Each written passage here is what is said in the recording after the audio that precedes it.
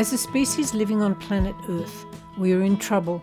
We've created a world that's capable of instantly providing us with every conceivable comfort and gratification. With access to better food, healthcare and sanitation over the last century, our collective longevity has increased by a couple of decades. Tragically, however, we've now reached the apex of that trajectory, and Western society has got to the point where people have stopped living longer and, instead, are now dying longer. But how could this be possible? To find an answer, we need to look at what's been happening at both the societal level and the individual level. As I described briefly in an earlier video, human behaviour is driven by two contradictory forces. The first is our dramatic evolution away from all other animal species, both in terms of our physical and mental capabilities, and in terms of the complexity and sophistication of our civilizations. The second and opposing force is that we are still fundamentally animals, with our base behaviours driven by instinctive reactions and a cocktail of potent emotions. Put these two forces together at an individual level and we have a disaster emerging. The animal side of our brain drives us to want one thing, while the evolved side of our brain argues against it, which leaves us in a state of anxious confusion and perpetual internal conflict, which we attempt to suppress but often fail in our efforts. Then we seek to ease this emotional pain with self-medication, many sources of which are now readily available, but which are ultimately destructive to both our bodies and to our minds. Stay with me to hear my thoughts on how this happens and what you might be able to do to prevent yourself falling into this trap or to help yourself get out of it if you feel like that's happened to you already. Hello and welcome to my YouTube channel, Living an Unlived Life, where my goal is to find contentment by honouring my dreams, where I'm actively transforming regret and disappointment into a life of satisfaction in my later years. In 1943, American psychologist Abraham Maslow published a paper entitled A Theory of Human Motivation, in which he proposed a hierarchy of human needs, with each additional level after the first being dependent on the one below. While Maslow didn't originally depict his theory in the form of a pyramid, because his classification system was hierarchical, it became popularized in this way. Maslow later added several more components to his model, and it is now commonly depicted as having 8 levels, with the bottom 4 levels being called deficiency needs and the top 4 levels being called growth needs. As a whole, the model describes the pattern through which human requirements and motivations shift through needs to wants. The 2 bottom levels of Maslow's hierarchy depict the basic physiological needs of water, food, shelter, and safety. In this, Maslow was stating the obvious, that without these physical necessities, we cannot move on to the more sophisticated activities of aesthetics, self-actualization, and transcendence. However, I believe that 80 years later, Maslow's hierarchy needs to be revisited, especially in light of the fact that in today's Western society, our physical needs are almost always assured, while, in contrast, our psychological and emotional needs are often left unattended. Indeed, it's probable that they are slowly being eroded. In addition, there is significant evidence from 2 very different sources that despite provision of the basic needs of food and shelter, an individual can fail to thrive when deprived of needs at higher levels, especially when they are deprived of belonging and love. The first source of evidence is that studies of orphaned human infants raised in emotionally deprived circumstances show that a lack of nurturing, and especially a lack of physical contact, has devastating consequences for a child's subsequent psychological development. The second source of evidence is the traditional practice among some Australian Aboriginal tribes of an elder pointing a bone at another tribal member to place a curse on them as a form of punishment, with the expectation that death would follow, as it usually did, as a consequence of the ensuing psychosomatic suffering. However, while the importance of love and belonging to health and happiness is now widely accepted, what is less well known is that individuals who are not given the opportunity to progress to the level of self-actualization not only fail to thrive, but resort to destructive self-medication in an effort to compensate for the emotional and psychological deprivation they experience. So let's take a more detailed look at these two concepts: self-actualization and self-medication. Self-actualization is the attainment of someone's full creative, intellectual, and social potential through the use of their innate talents and abilities, which enable them to work on the specific things they believe they are capable of achieving and to express themselves in whichever way that they want, unfettered by external constraints. Because every individual has different capabilities, beliefs, and values, each person's journey to self-actualization will be uniquely different to the journey travelled and results achieved by other people. The process of self-actualization directs one person to climb mountains, another to become a rock star, another to be a physics professor, another to be a fashion designer, another to grow a vegetable garden, another to spend their days surfing, and yet another to do voluntary work for a charity. However, unfortunately, most people do not get the opportunity to realize their full potential, or even a small part of it, because many people are constrained in their self-actualization efforts by external influences.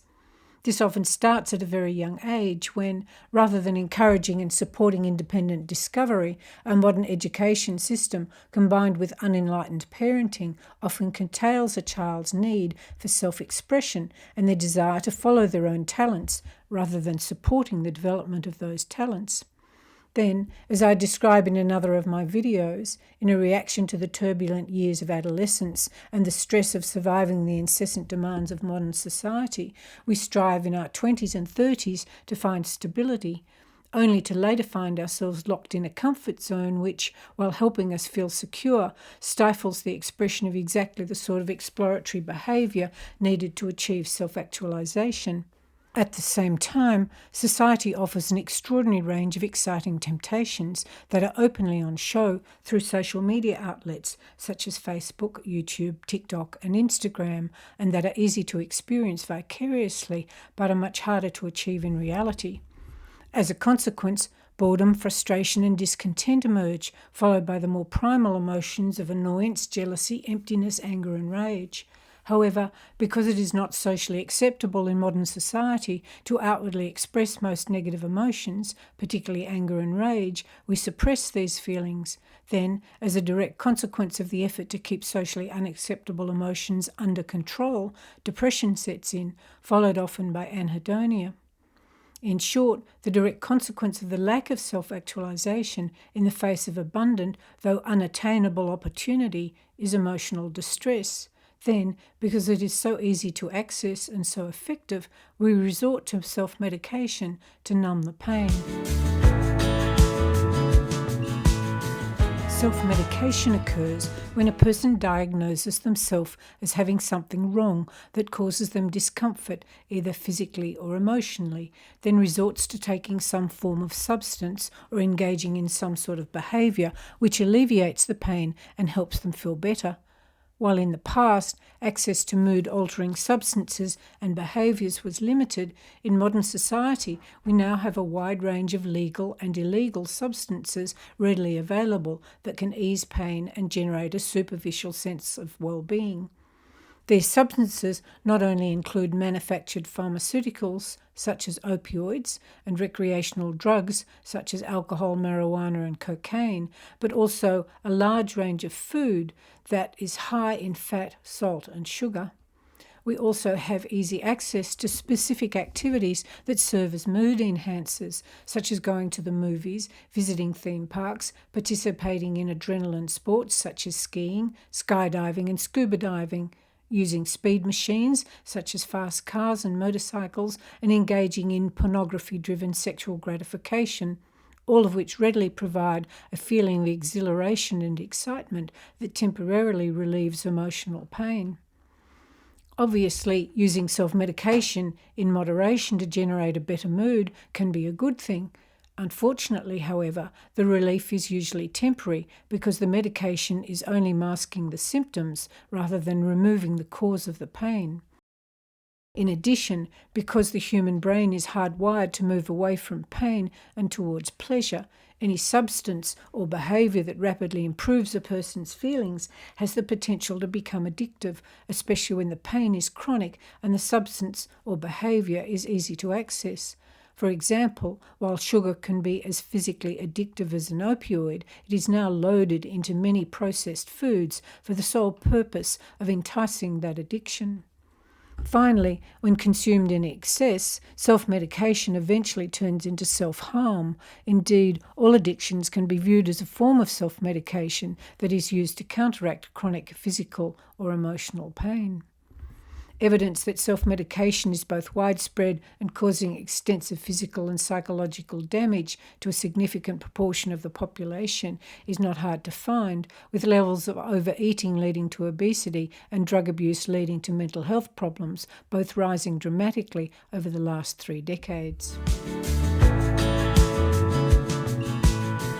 In short, we are resorting to self-medication in an effort to survive an increasingly stressful society that tempts us with a plethora of experiential opportunities, while at the same time limiting our prospects of achieving self-satisfaction and simultaneously failing to provide essential support when we experience emotional and psychological distress.